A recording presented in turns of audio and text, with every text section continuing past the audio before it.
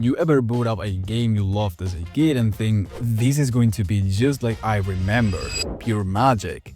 Over here! That was me with Skyrim. I loaded up, got hit with that nostalgic intro, Hey, you. You're finally awake. and for a moment everything was perfect. The music, the snow, the dragons, and then I swung a sword and suddenly it hit me. Maybe this wasn't the masterpiece I remembered. Maybe Skyrim wasn't quite as incredible as the legend I'd built in my head. But here's the thing, even with its clunky combat, awkward storytelling, and enough lunchbooks to qualify as a pest control emergency, it's still a game I can help but love. So today let's talk about how Skyrim isn't as good as we remember and why it is.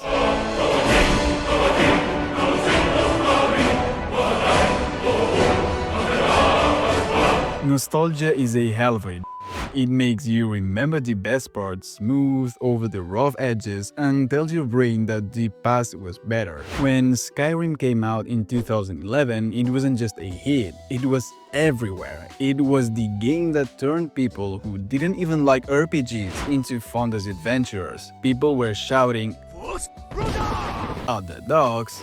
There were memes, remixes, entire YouTube channels dedicated to modding it. And it felt revolutionary. You could walk in any direction and find something new. You weren't bound by strict quest lines or level gates.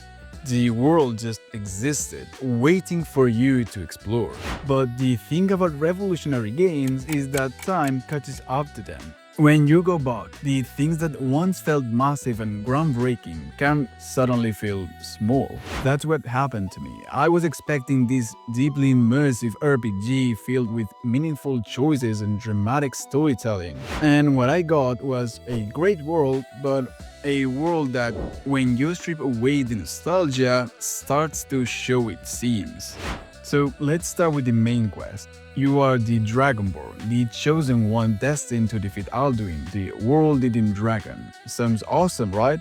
On paper, it's epic fantasy gold, but in practice, it's kind of bland. There is this weird disconnect between the idea of the story and how it actually plays out. You are supposedly this mythical hero who can absorb dragon souls, speak in the language of power, and save the entire world, but most of your journey involves running errands for people who talk like they're reading off a medieval grocery list. Every quest giver sounds vaguely bored.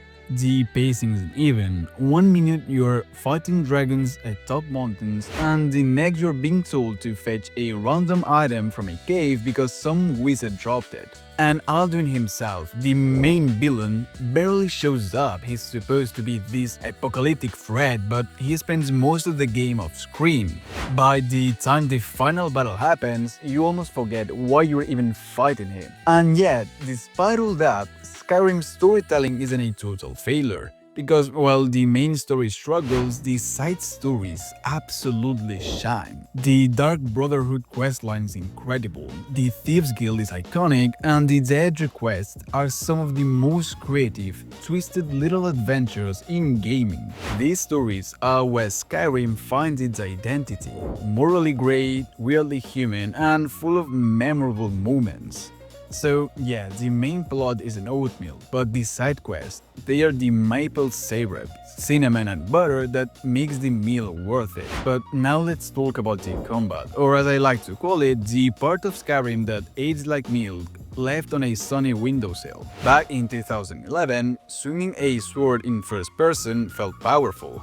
You had dual wielding, magic in one hand and sword in the other. It was revolutionary for its time, but coming back now, it feels floaty, sluggish, and weightless. Hits don't really connect the way you expect them to. You slash through enemies, but there's no feedback, no impact, no satisfying crunch. Enemies don't react much either. They just kind of grunt, stagger a little, and then fall over. It's like everyone's pretending to fight, like an ogre LRP where everyone agreed not to actually hit each other. Magic fares better, but even then, it's limited. The spell variety isn't great, and you can really customize your magic the way you could in Oblivion. Archery, on the other hand, still holds up. It's slower, more deliberate, and when you hit that long-distance sneak shot and watch an enemy drop like a sack of potatoes, it's one of the most satisfying things in the game. But overall, combat in Skyrim feels like an afterthought. It works, sure, but it never evolves. By hour 14, you are still fighting the same bandits using the same moves with the same animations. It's not bad enough to ruin the game, just repetitive enough to remind you that Bethesda has never quite mastered melee combat. And yet, there's still something weirdly charming about it. It's simple, junky, but it works. Like a beat-up old car that still gets you where you need to go. You just have to ignore the weird noises along the way. Now, when Skyrim launched, it was gorgeous. Snowy mountains stretching in the horizon, shimmering lakes, and glowing skies. It felt alive in a way few games did at the time. But going back now, especially without mods, it's clear how far graphics have come. Character models are stiff, animations are robotic, NPCs all move with this weird jerky rhythm, like they're all practicing to be monarchies in the next life. Facial animations are, well, generous people would call them minimal. Everyone has that 1000-yard stare, like they've seen horrors beyond mortal comprehension. Even basic interactions feel dated. Conversations are static, you stand there locked in place while the other person monologues at you, barely blinking. And don't even get me started on running animations. It's like everyone's gliding on invisible roller skaters. But despite all that, Skyrim still has something modern games struggle to replicate: atmosphere. The art direction, lighting, and environmental design makes the world feel cohesive and real. The way fox rolls through the forest in the morning, or how the stars reflect off a lake at night, it still hits. And of course, the modding community deserves credit for keeping the game visually alive for over a decade. Mods turned Skyrim from pretty good-looking 2011 game into fantasy photorealism simulator. So while the base visuals age, the feelings they create, that sense of wonder hasn't gone anywhere. But here's the part. The infamous Skyrim bugs. At this point, they're practically a feature. NPCs floating in the sky, mammoths falling from space, and horses climbing 90-degree cliffs like mountain goats. If you played Skyrim at launch, you weren't just adventuring, you were participating in a grand social experiment in physics failure. But here's the thing. The bugs were never just annoying, they were part of the charm. Sure, your companion might block a doorway for eternity, or a dragon might fly backwards, but those moments became stories. Everyone who played Skyrim has at least one bug memory they still laugh about. And to Bethesda's credit, most of the major issues got patched over the time, and wherever they missed, the community fixed. The unofficial patch mod might as well be considered mandatory at this point. So yeah, the launch was a technical mess, but it's also part of what made Skyrim feel alive. It was chaotic, unpredictable, and sometimes straight up broken, but it was our chaos. So we turned Skyrim down. Weak main story, clunky combat, dated graphics, and buggy launch. But here's a twist. None of that actually ruins the game. Because Skyrim greatness doesn't come from its mechanics or visuals, it comes from its world. The world of Skyrim is one of the most immersive ever created. You can walk in any direction and find something new. A bandit camp, an ancient ruin, a hidden shrine, a random hunter who just wants to be left alone. It's not just an open world, it's a living one. The characters, while sometimes overly animated, are memorable. Lydia, your eternally sarcastic host girl, Cicero, the insane jester assassin, and Pathornax, the dragon philosopher who questioned his own nature. They might not look realistic, but they feel real because they have personality. And then there's the lore. The Elder Scrolls universe is a labyrinth of gods, mortals, alternate realities, and time loops. And Skyrim is one of its richest chapters.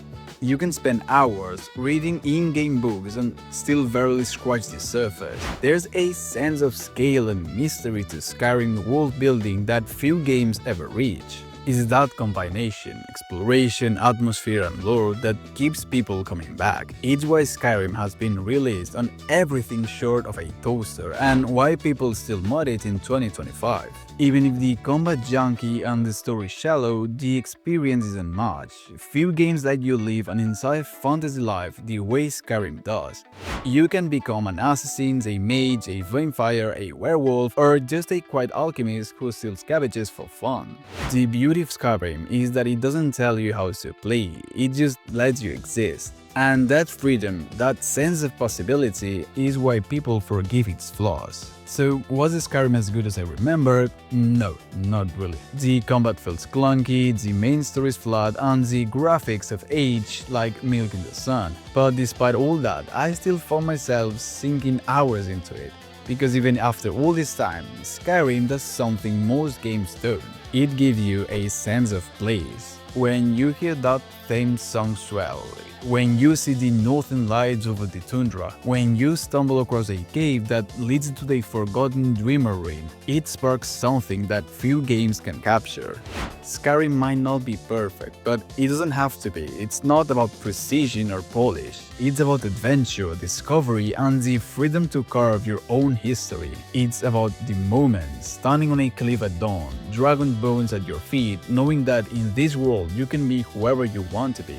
So no, Skyrim wasn't as good as I remember. It was better. Not because it's flawless, but because it reminds us of what games can make us feel. And honestly, that's what keeps me coming back. Not for the combat, definitely not for the graphics, but for the feeling that somewhere out there, there's still one more mountain to climb, one more secret to find, and one more adventure waiting in the frozen north. Thank you for watching, I hope you enjoyed this video, and see you soon, random internet brother.